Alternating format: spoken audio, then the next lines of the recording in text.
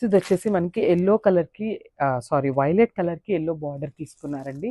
Beautiful design కూడా చూడండి, చాలా బాగుంది. ఫ్యాబ్రిక్ కూడా చాలా ప్యూర్ ఉంటుందన్నమాట.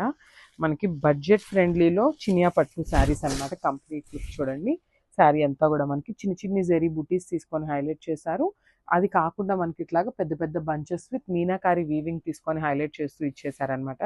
సో చూసండి ఎంత బాగుందో. శారీ అయితే చాలా బాగుందండి, మిస్ చేసుకోవద్దు. ప్లీట్స్ పెట్టుకున్నా కానీ సింగిల్ వేసుకున్నా కూడా చాలా ఈజీ ఉంటుంది అనమాట మెయింటెనెన్స్ అయితే.